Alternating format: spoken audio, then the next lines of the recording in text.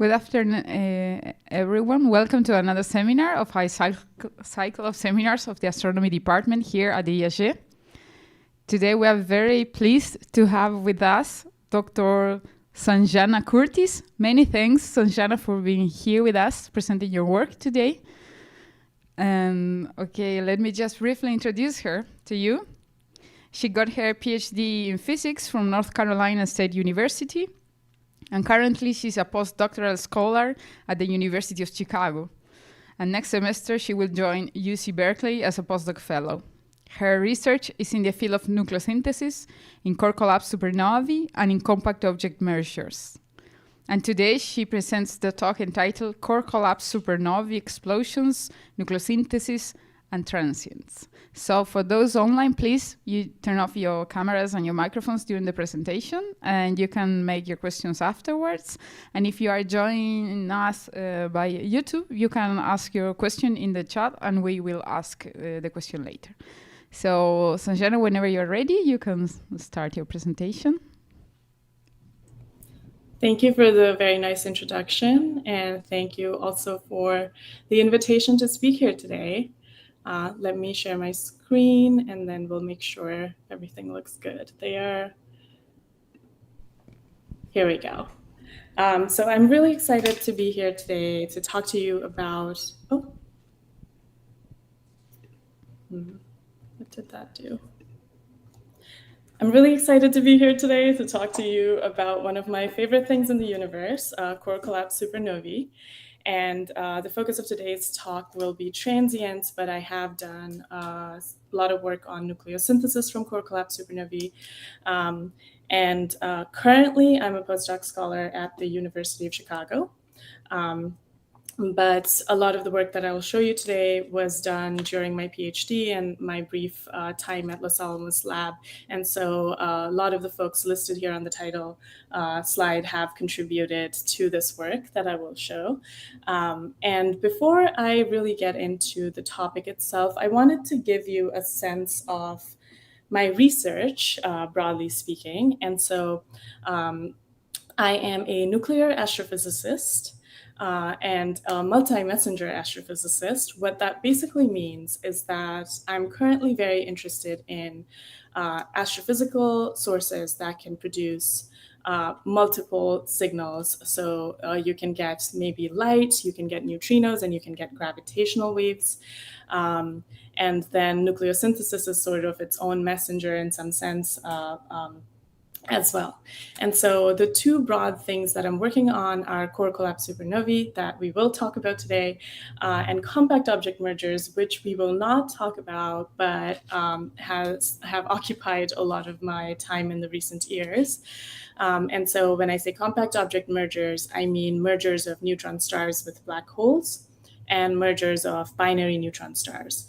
And so I'm interested in and working on the nucleosynthesis from those events, as well as the kilonova light curves, not the supernova light curves, but the kilonova light curves that you would see from these compact object mergers as well.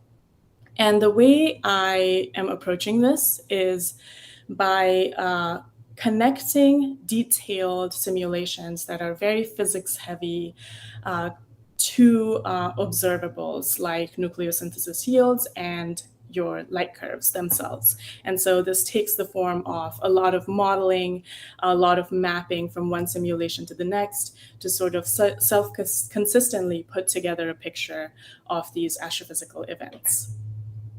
And if you're interested in any of the things that are shown on this slide and want to talk to me more about it, my email is on the slide, and you can also reach out to me on Twitter at Sanjana Curtis. Okay, so today's talk is about core collapse supernovae, and so I'll stay pretty focused on that. And I'll begin with giving a very quick introduction to core collapse supernovae, and then I will explain the motivations and objectives of doing all of this self-consistent, detailed light curve modeling. And then I'll describe some of the methods that we use to accomplish this, the pipeline that we developed in the course of doing this work, and then I'll show you the light curves and spectra themselves and sort of the analysis that we've done with them, and then what comes next. So What is a core collapse supernova? Here in this graphic, if you focus your attention on the life cycle that's shown on the right-hand side, that shows a massive star, meaning a star that's more than 8 to 10 times the mass of our sun, evolving into a supergiant of some variety and undergoing a supernova, a core collapse supernova, the end of its life, an explosion that leaves behind either a neutron star or a black hole, produces all of these elements and a beautiful supernova light curve. So core collapse supernovae are explosive deaths of massive stars, stars that are more than 8 to 10 times the mass of our sun. Why do these stars explode when they die? So here, this is still an active area of research. A lot of people are doing very, very sophisticated simulations in multi-dimensions to still study this problem of core collapse supernova explosions. But here is a schematic that I can show you. And this schematic corresponds to the neutrino-driven explosion mechanism of core collapse supernovae. And so we begin with a star, a massive star at the end of its life, when it has a sort of onion shell structure. And so it's been fusing hydrogen to helium, to carbon to oxygen. And at the end of its life, it has a core made out of iron. Iron cannot be fused to generate energy. And so this iron core that's growing in mass really spells death for the supernova because there's no longer an energy source, and eventually the star will lose its battle against gravity. And so the core, after reaching a certain mass, becomes gravitationally unstable, begins to collapse. That's the collapse part of the core collapse supernova.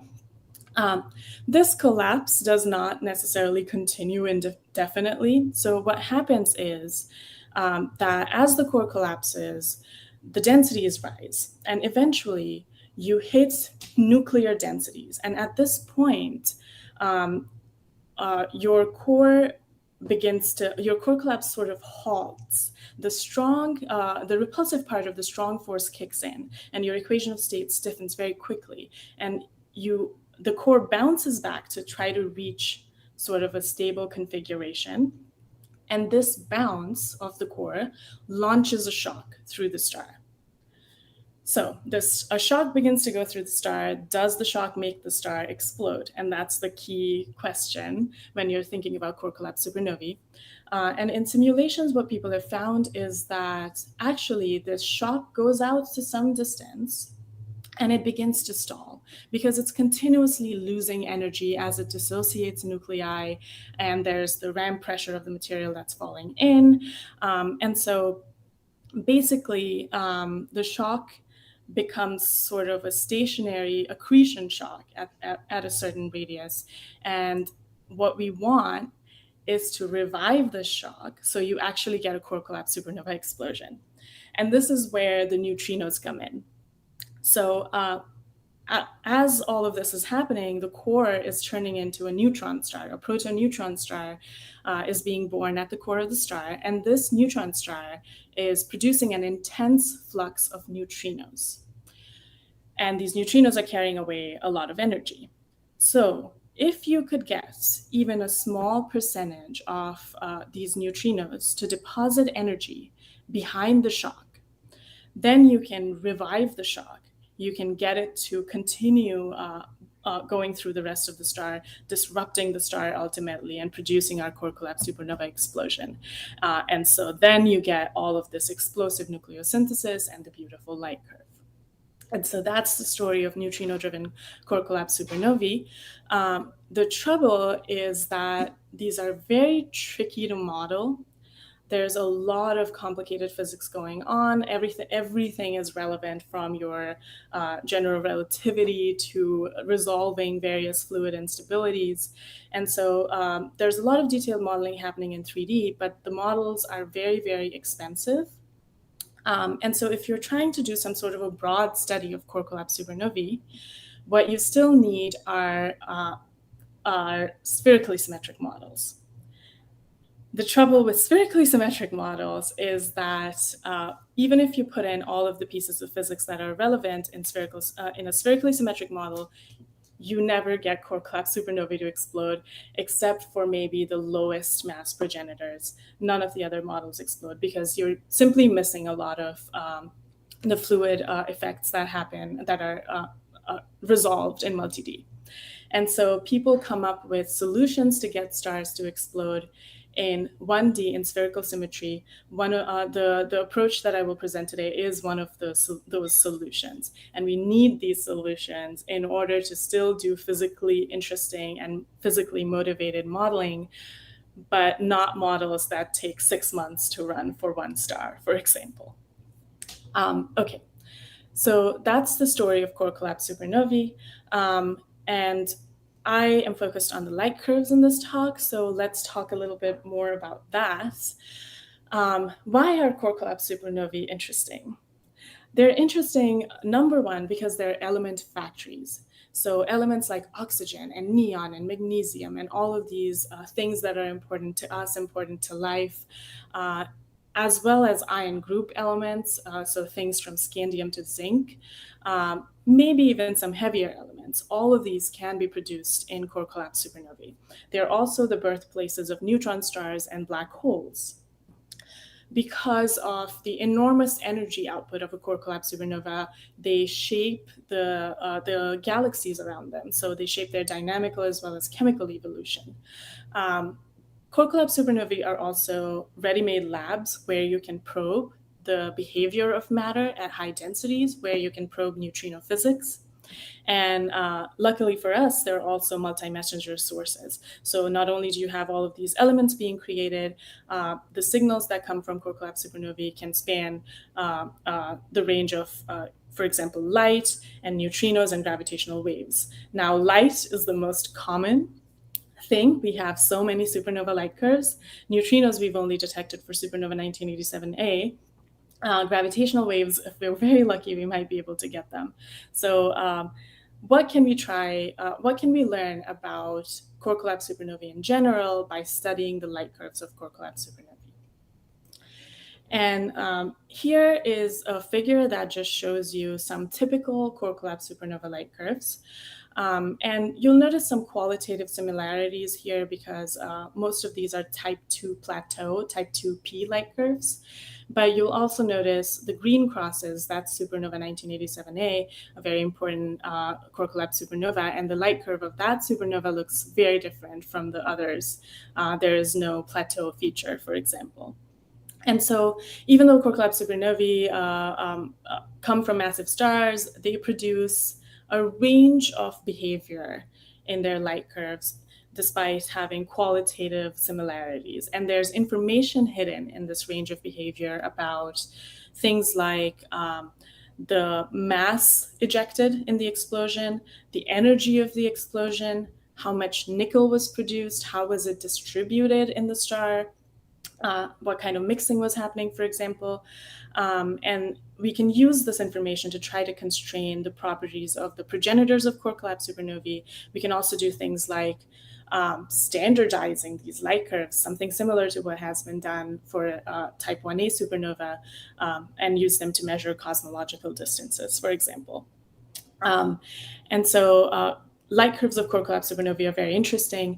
The spectra are even more interesting. If you get detailed spectra for a core collapse supernova, you can infer things about the temperature and the velocity in the ejecta.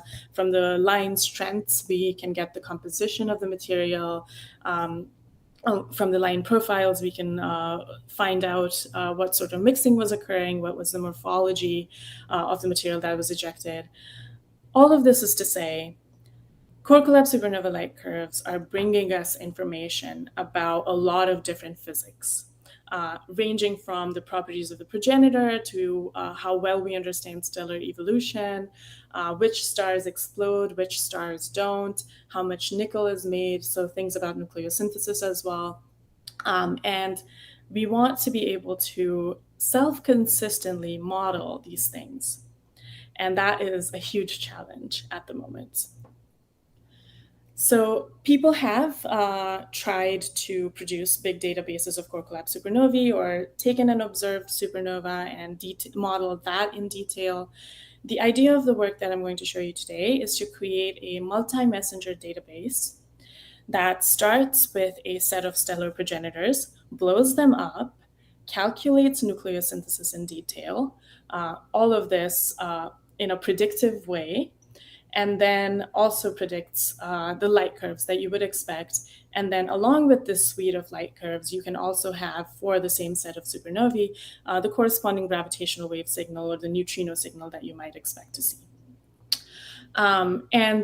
I'm saying this word self-consistent a lot. What does it mean? So since we're doing this modeling in spherical symmetry, we have to use some sort of an effective method to blow up the star. And people have used effective methods in the past. Some of them are methods like thermal bomb. So in this method, you would deposit sufficient energy into certain layers of the core collapse supernova, of the progenitor of the core collapse supernova, and get it to blow up that way. Now, this leaves you a lot of free parameters. So for example, the energy of the explosion is something that you are deciding. You decide how much energy to put in, and you decide how energetic the supernova is. And so in that sense, it's not really a prediction, but it's a different way to approach the problem. When you do something like that, it's also difficult to make nucleosynthesis predictions. So if we don't have a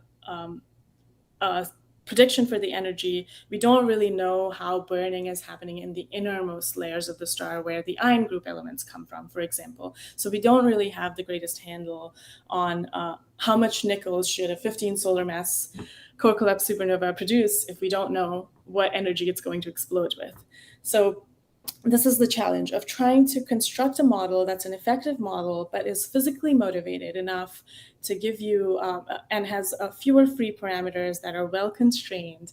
And then with that explosion method, apply it to a range of models of different masses, different metallicities, and then make predictions about which star explodes and which doesn't, how much nickel is made, how much, what the explosion energy is like, and then actually get light curves and spectra out of that. And having the low computational costs helps here a lot because we can truly do hundreds of models if we want to. And all of this work is in a paper that I've listed here. And if you want to just take a quick look at the data for nucleosynthesis, as well as the explosions themselves, as well as the light curves and spectra, are all at this URL listed at the bottom of the slide. Okay. So that's enough of the motivation. Let's talk about how we actually did this modeling. And so we took a large set of progenitors, about 62 stars of 3 different metallicities. So solar metallicity, subsolar metallicity, as well as zero metallicity. Metallicity matters for stellar evolution, and so it also matters for the sort of light curves you would see. And we ran explosion simulations with an effective method called push, which I will describe in a minute, and why it's such a promising way to explore explosion properties and nucleosynthesis properties. And so then from the explosion simulation that we had, we mapped to a radiation hydrodynamics code called SNEC. And this code can give you bolometric light curves. We are continuously extending the simulation basically to get all of the relevant predictions that we want. And then there's a second mapping to a Monte Carlo photon transport code. And so that is done for a technical reason, as well as the reason that we want to get spectra, and a code like SNEC, which is a diffusion code, cannot give you spectral information. It can only give you bolometric light curves, really, and some sort of approximate broadband light curves. And so at the last step, we really kick things up a notch and do Monte Carlo photon transport to really get detailed predictions. Okay, and then I'll go through all of these steps now, and that's our entire progenitor to light curve pipeline. So our progenitor models came from the Kepler Stellar Evolution Code. And as I said, there's 3 different sets, solar, subsolar, and zero metallicity sets. And here in these figures, you're looking at the composition of these stars at the end of their life. And so on the top right is the solar metallicity set, and on the x-axis is the zero-age mean sequence mass of the star. The reason I'm showing you this is to show you that the stars are already at the end of their lives very different based on the metallicity that they had as they were going through stellar evolution. And so stars that are solar metallicity tend to experience a lot of mass loss. And so as you go from low mass to higher and higher masses in the solar metallicity set, you'll see that the hydrogen envelope of these stars is being stripped away. Even the helium is being stripped away, and eventually you're only left for the most massive of these stars with a carbon-oxygen core. For the U series and the Z series, there's not much mass loss, so these stars tend to retain their large hydrogen envelopes. And this is going to matter for the sort of light curve that you see. And so we expect to see differences and different categories of light curves emerge from these progenitor models. And now about the explosion simulations themselves. So this is a method called PUSH that was developed in Perego et al. As well as Abinger et al. And the idea is actually quite simple as well as sophisticated. So we know that in multidimensional simulations, people find explosions with the neutrino-driven mechanism. The reason for this seems to be that the neutrino heating is enhanced in multi-D due to various convection-related effects. So a piece of matter will float in and out of the region where neutrinos are heating it, and instead of just moving outward like in a spherically symmetric simulation. And so we know that neutrino heating, extra neutrino heating in multi-D is what's really driving the explosion. And so the idea here is to create a prescription for extra neutrino heating in a spherically symmetric simulation and blow up the star that way. And so there's an equation for how much extra energy is deposited by neutrinos that contains various parameters. Most of them are set by physical things that we already know about the conditions in core collapse supernovae, but they have a dependence, for example, on the flux of neutrinos in the region where the heating is happening. So instead of just depositing a bunch of energy in a particular region, there's a dependence of the energy deposition on the neutrino heating. There's a dependence both in space and in time. And the parameters that are associated with this dependence are calibrated. So they're not free, they're calibrated. These free parameters are calibrated against supernova 1987A. And after that, and except for the one model that's used for the calibration, after that, this prescription is set. We no longer make changes to it. We simply apply it to a range of models. And so that's how we are able to say this star will explode with 1 beta of explosion energy and make 0.1 solar masses of nickel, and that will produce this sort of light curve. We've done a lot of work with calibrating these models and predicting all sorts of explosion properties and explosion landscapes and very detailed nucleosynthesis. These 3 papers listed here contain some of those results. But we really wanted to compare it to observational data, and we really wanted to create a database where somebody can very quickly look up what sort of light curve they should expect to see from a certain supernova explosion. And so here, for example, we just tried to match up our nickel 56 and explosion energy relationship against observed supernovae, and it more or less seems to align with supernova observations. But here, what we will do next then is, that's promising, but what we want to do next is to actually take the explosion all the way out to the light curves. And so the SNEC piece comes in now. So we have our explosion simulation, 5 to 15 seconds long, and then we take all the profiles from the explosion simulation and we map it to this radiation hydrodynamics code, this SNEC code. And so now the shock is able to continue going through the rest of the star. You get shock breakout, and you're also capturing all of the radiation that's emerging from the star. And radioactive heating by nickel 56 is included, recombination of the ionized elements, the elements that got ionized as the shock went through the envelope, that's included. There's even a boxcar smoothing prescription to mimic mixing, which we can't really capture in spherical symmetry. So basically, we map the explosion to this SNEC code, and we can get the whole shock breakout and the whole radiative all of the photons that emerge from the supernova and really construct the bolometric light curve.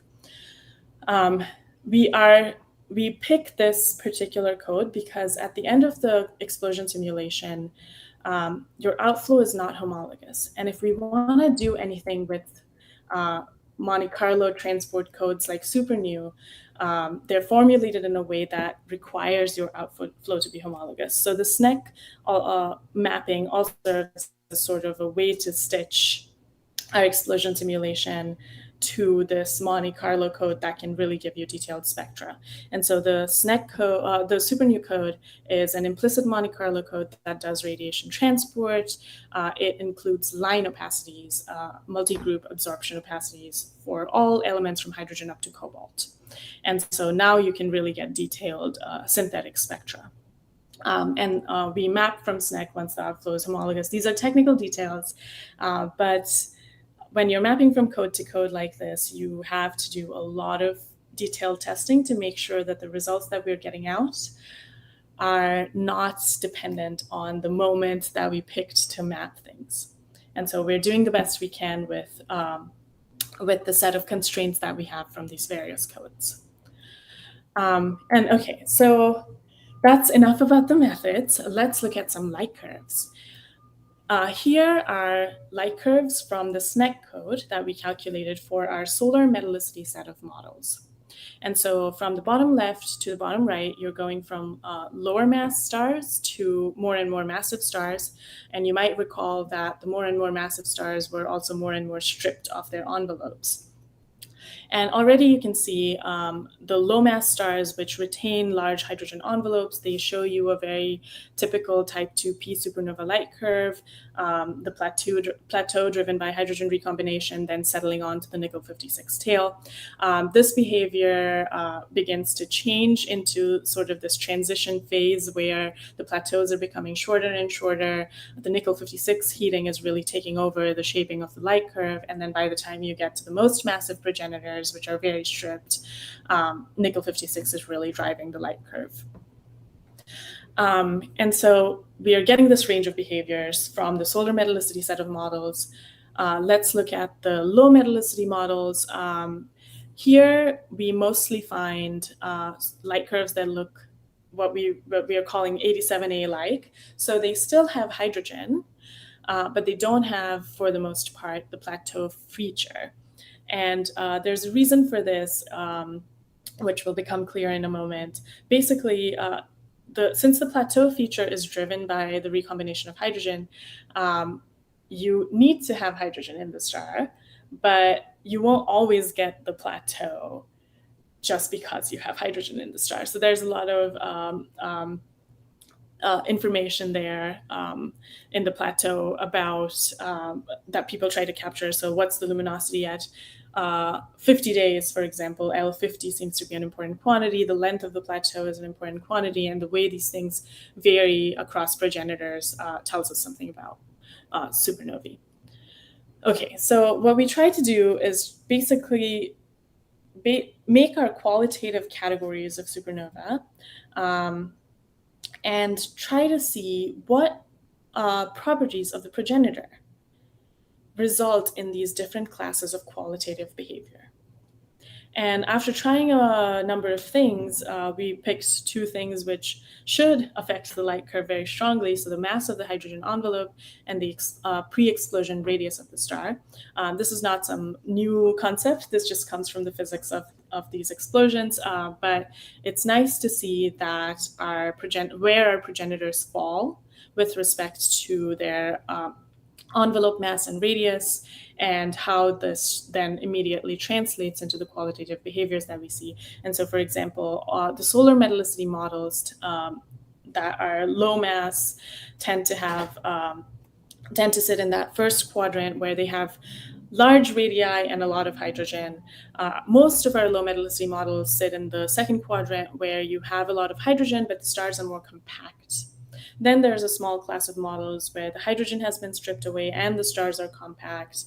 And then we come to our fourth quadrant where you have our stripped stars, but they're still very massive and have large radii. Okay. So the four quadrants that I pointed out correspond directly to the various light curves I was showing you before, to normal type 2p supernovae, to supernova 87A-like light curves, to stripped envelope-like light curves, and then there's this this class where the transition is happening, and it's a bit hard to put them into one category or another just by eye. But it's comforting to see you do all of this mapping and you do all of this self-consistent modeling. The nickel 56 masses, for example, going into these calculations are nickel 56 masses that came out of our explosion. The energy going into it is energy that came out of our explosion simulations. And so we can produce supernova light curves that make sense and that cover a range of behavior that we expect. I think there might not be time for this part. It's a little bit more of a plateau versus no plateau exploration, but I'll just skip over to talking about what we're hoping to extract from all this. And so, for example, this work, I cannot go into the details of it because it was done by Noah Wolf, then an undergrad student at NC State. He's now a graduate student at MIT. And so once we had this big set of light curves, what we wanted to see was what really is the most important thing setting the light curve of a supernova, for example, is a question you might ask. And so he did this active subspace analysis, looking at things like the length of the plateau and the luminosity of the plateau for all, or the time scale to the peak of the light curve and the luminosity at peak of the light curve, depending upon which class of supernovae we were looking at. And he tried to do this quantitative analysis and of all possible progenitor quantities and all possible explosion-related quantities, tried to find the one thing that might produce the most change in light curves, if that makes sense. And he came to the conclusion that nickel 56 seems to be very important, which is something that you would expect for core collapse supernovae, but it's also nice to see it emerge from this analysis. But this is just a beginning. You can move on to do other quantitative studies of the collective properties of core collapse supernovae now that we have this big set of light curves from effective modeling of core collapse supernovae. So the next thing is actually doing the Monte Carlo to get the spectra out. And so as I mentioned, there's a technical restriction that when you do Monte Carlo modeling with SuperNew, the outflow has to be homologously expanding, and that's why this gap is filled with the SNEC code. And so once we do get a homologous expansion, we map to finally SuperNew. And you can get a bolometric light curve out of SuperNew as well. And so here what you're looking at are the three different sort of qualitative behaviors that we see. And you're looking at the SNEC light curve in light blue and the SuperNew light curve in black. And it's basically the bolometric light curve. And you will not find complete agreement, which is actually expected because the codes are doing very different physics at the end of the day. But broadly, the plateau lengths and seem to align. The at least the qualitative classes, the qualitative behaviors seem to align. It's why these differences arise is not a question that can be answered without some sort of detailed code comparison, and it's not worth doing a code comparison between a flux-limited diffusion code and a Monte Carlo code at this point for the work questions that we're interested in.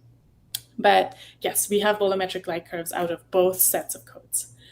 But what SuperNu can do, which SNEC, due to its other features, cannot, is actually get the broadband light curves of these supernovae. And that's because it actually does the spectra in detail, and so it can capture how the flux at short wavelengths decays away quickly. And so the bolometric light curve on the left corresponds to this set of broadband light curves on the right, and you can see that the U and the B bands, for example, decay very quickly. And we know this information because we're actually doing detailed spectral modeling. Here's a little bit more, maybe more intuitive picture of that. And so because you're looking at, again, the same broadband light curves that I showed on this figure, on this slide over here, but now you're looking at how the spectra evolve as well on the right. And you can see, there's a lot of absorption features and things like that, but especially at short wavelengths, because this is a higher metallicity star, line blanketing is taking away that flux at short wavelengths very quickly as the spectra evolve, and that's exactly what you're seeing reflected in the broadbands. So this all makes sense together as well. And we have spectra for all of our models as well, and you'll see a range of behaviors ranging from, depending upon their metallicity, depending on how stripped the stars are. For example, this 36 solar mass solar metallicity star, most of the features here are broad features related to oxygen. There's not a lot of hydrogen or helium in this star at all. Okay, so that was a lot of information. The end goal here, though, remains very clear, and we're still working about it, which is that we want to be able to do detailed physics-informed modeling, and we want to be able to do these explosions, as well as the detailed nucleosynthesis, and we want everything to work together to then tell us what sort of light curves we should expect to see. You can imagine doing this at the other direction, where if you observe a light curve, you throw it up against this database of light curves that exists. And then if you find a good match, you might look up the spectral evolution that we've already calculated. And in addition to this database, there's the multi-messenger signal database, of course, that's under construction. And we've done our checks, we've done our studies of the different qualitative classes that you might expect to see from these progenitors do emerge. We've done the beginnings of a quantitative analysis of things like how does the length of the plateau vary with the mass of the progenitor star, for example. And then really the next steps, though, are to take this to multi-D, because there are effects that are very difficult to capture in spherical symmetry that matter a lot for the spectra especially. And so a lot of the mixing, for example, we are mimicking by using smoothing prescriptions, but it would be nice to actually be able to see how different things look when you do something in multi-D. If we're able to do some sort of an ideal model, right, we have a progenitor, and we do very detailed supernova explosion simulations, and then we do very detailed nucleosynthesis, and then we do this kind of radiative transfer modeling, and we are able to match up supernova light curves against them. Then we know that the approaches that we're using, that the physics that we're using is actually makes sense, is actually testable, right? And then we can go in the other direction and try to infer things about the progenitors of these stars and the details of the explosion by taking an observed light curve and throwing it up against these models. And so that's kind of the general idea, that since we're making all of these advances in supernova modeling, those advances should trickle all the way to the things that we're observing. Okay, that is my talk for today, and I thank you very much for your attention, and I'm happy to take questions.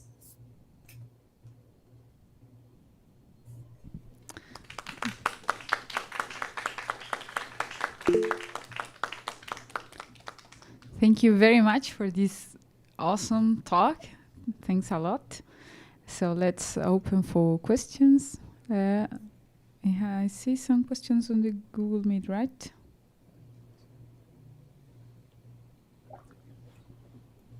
Okay, so let's, okay. Yes.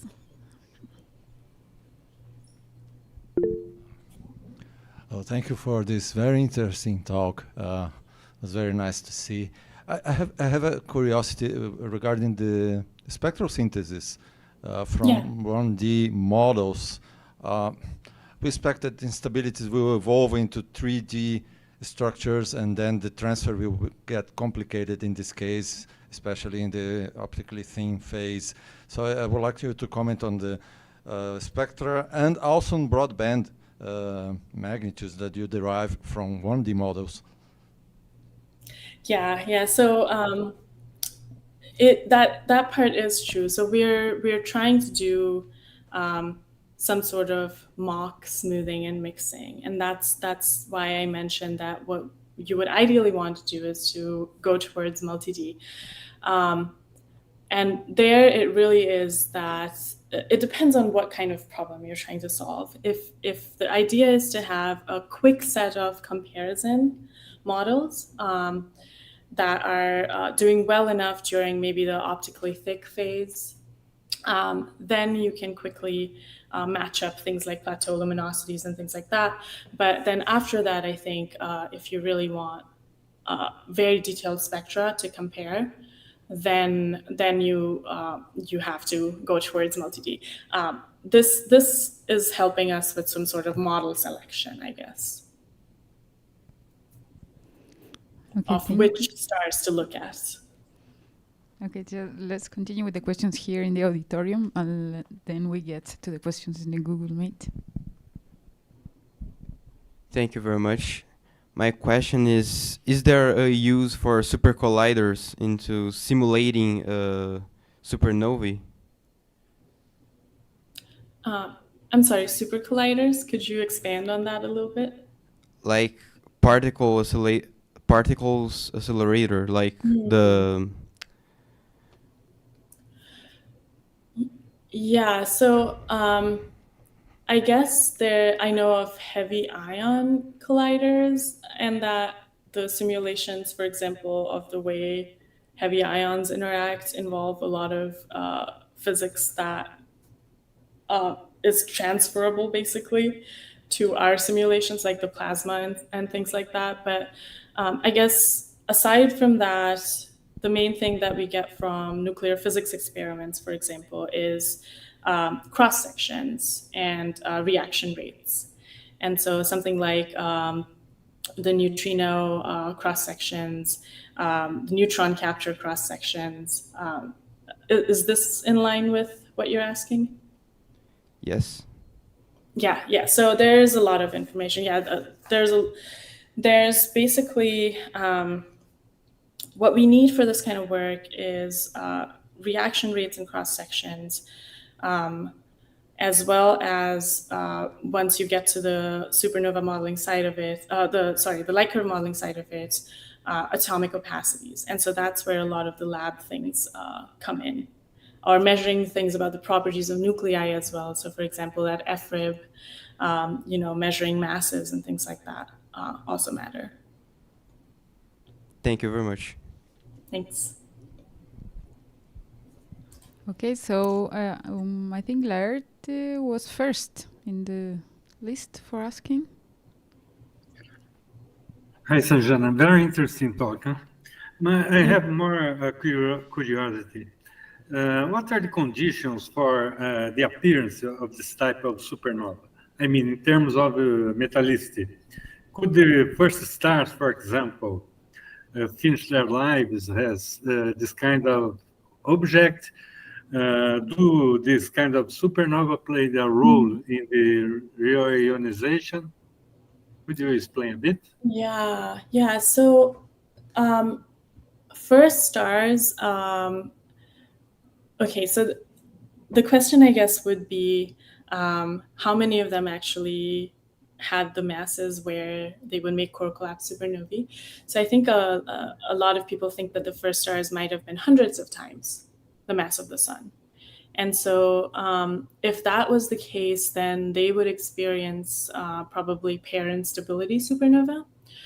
And that's like you enter a regime where pair production basically reduces support to the core, and so the instability basically there's a runaway loss of pressure basically because of pair production, and the star explodes in that way. So it's a very different explosion mechanism, and those I think those have been suggested as the progenitors for maybe superluminous supernovae, but it's unclear whether whether we've ever seen pair instability supernovae. I would say we have not is the consensus. We just don't know if we've seen one and have not identified it correctly. There is a nucleosynthetic signature associated with those, and so that's something one can look for in the next generation of stars. And so maybe in that way, when you have yields of core collapse supernovae, and when you have yields of pair instability supernovae, you can look at old metal poor stars and look at the nucleosynthetic patterns that exist, and then infer something about the first stars that way. Does this answer some of your question? Yeah. Thank you. Okay, thank you. And Betch, please, you can ask a question. Hi. This one-dimensional approach, you smooth out on information, like, for instance, instabilities like Rayleigh-Taylor, that is very important in the nuclear physics process, and magnetic fields, the presence of magnetic fields in the shock and the nucleosynthesis as well. So my question is, if you lose information doing this smoothing and simplification to spherical symmetry, in order to get the light curves, and you get a whole population of core collapse supernovae, which is very important, very interesting. But at the end, what is the new physical information that you get out of this study? Yeah. So well, the thing is, wasn't clear enough my question? I know exactly what you're saying, and that's one of the things that we were thinking about as we were going through this process. So there's two parts to the answer. One part is that part of this was also just developing the technical capabilities to do this kind of thing, where in an ideal world, we would do everything just perfect and get everything out and get a lot of the physics absolutely nailed down. But this is a step in the middle between doing something like a thermal bomb, where you really can set any explosion energy that you want.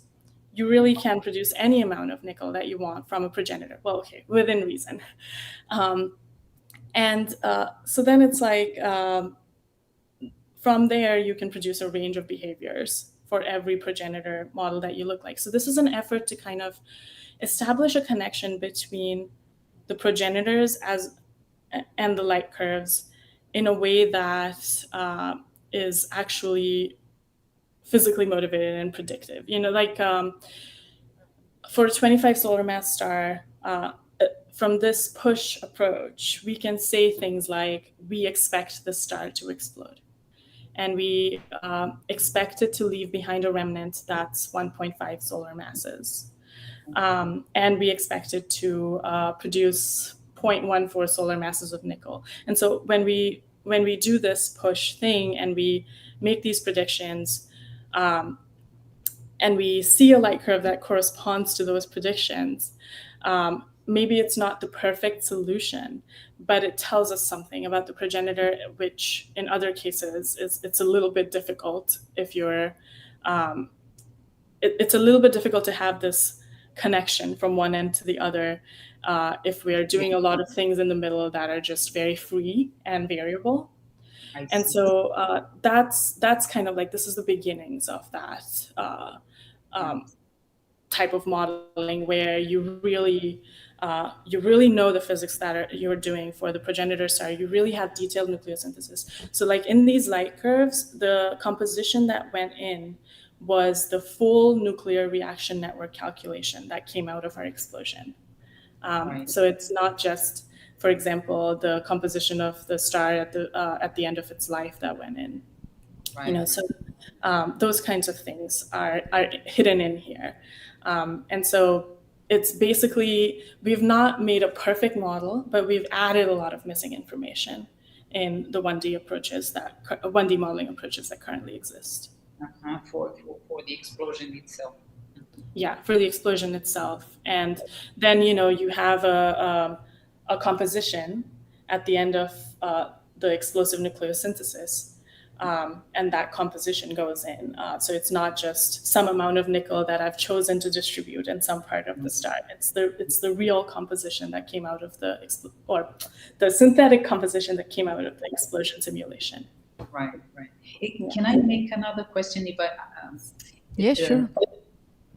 Okay, it's with regard to the radiative transfer. So you do this in post-processing, right? That's right. You do the hydrodynamics first, and then you map the post-processing, right? Okay. Yes. Just no. So we actually map. I can hear my voice reflected back to me, so I paused for a second. Okay. So we do mapping. It's basically at 15 seconds or so in the explosion simulation, the shock has gone out to a certain distance in the star, and there's all this nucleosynthesis that's happened in its wake. And that exact profile then gets mapped into the diffusion code, the SNEC code. Right. So it's not like tracer particles for nucleosynthesis or something like that.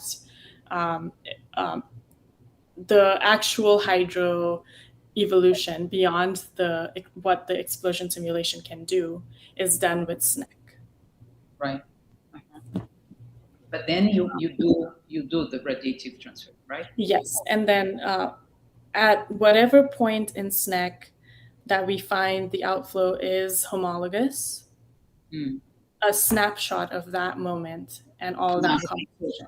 So you do after each snapshot by snapshot. In each snapshot you do the radiative transfer. Yeah, so once we have this homologous expansion snapshot, after that, SuperNu can handle things from there, because it's formulated on velocity grid, because after that, it's basically all you really need is an expanding supernova. And so from there, SuperNu can take it to the light curves. Yeah. Okay. So we don't need to feed in like again and again and again. It's basically stitching simulations one after the other. Yeah. Okay. Thanks a lot. And thanks again for the nice talk. Thank you. You're welcome. Okay, we have another question here from the auditory. Hi, thank you, Sanjana, for the very nice talk. I'm curious about this dynamics of the explosion, the part you're modeling.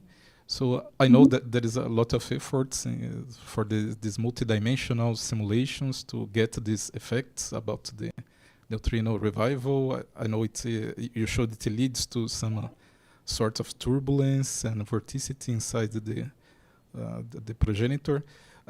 So it introduces some, let's say, fluctuations in the outcome of the explosion.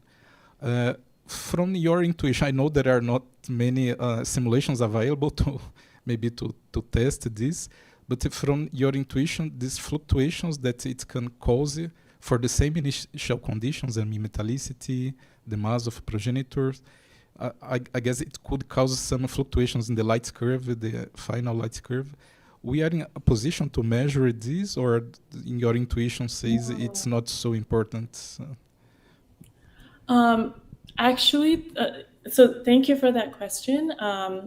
It's something I think about a lot. And the trouble is, it is important, I think. The trouble is that at this moment, we don't even, from the modeling side, know for sure whether a star of a certain mass and a certain metallicity explodes or not. That's not even something that we've agreed upon. So that, before we talk about the details of the explosion and the nickel and the explosion energies, we don't even have a agreed upon sense of for which stars do black holes form and where do you get explosions.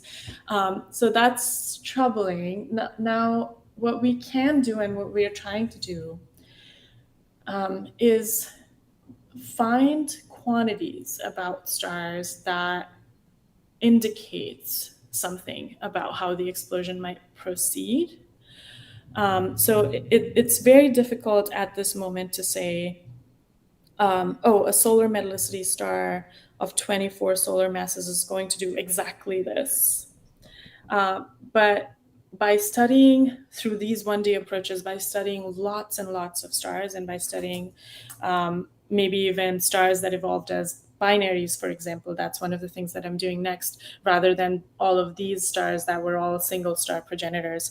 We're just exploring a range of structures of these massive stars at the end of their lives, and making a range of these predictions, and then trying to see what is it about the structure of a star that says something about whether it explodes or not, and what is it that gives you a sense of what the explosion energy might be. And so in that way, we can try to get at, even if we can't say 100%, oh, this star looks like this at the end of its life. Once you reach that structure, once you have a structure, from there, maybe we can make conclusions about explosion energies and nickel and so on. So there is uncertainty, but it's not like all hope is lost or anything. We are still constrained in terms of the typical explosion energies are 1 beta, for example, for most of these. It's a difficult problem, but I think a lot of the uncertainty that I worry about a lot of the time also comes from stellar evolution already. And on the explosion modeling side, what we can do is then just take a bunch of possible structures and evolve those as best as we can. And so when some people are doing multi-D and they produce averaged properties, how the properties of the explosion evolve in average ways. And so when we do these 1D modeling things, for example, we try to compare that we at least in the average behavior of our entropy, for example, is similar to the average behavior of entropy for the same model in a multi-D simulation. I know I've said a lot and maybe not fully answered your question, but it's a very interesting and important question. There's a lot of uncertainty. We're driving it down as best as we can. But yeah, it's very difficult right now. I understood. Thank you. Thanks. Okay, so if there's no more questions, we will thank Sanjana again. Many thanks for this great talk. Yeah, thank you for all the great questions and for inviting me. Okay, it's our pleasure. Absolutely. So I don't know if here. So I can say bye-bye to you. I think you don't. Bye. Do you see me? Thank Yeah. So thank you again. And really hope to see you soon in person. And best of luck in your new postdoc. Thank you so much. Okay, thank you. Bye. Thank you. Have a great day. Bye. Thank you, same to you. Ok, pessoal, a gente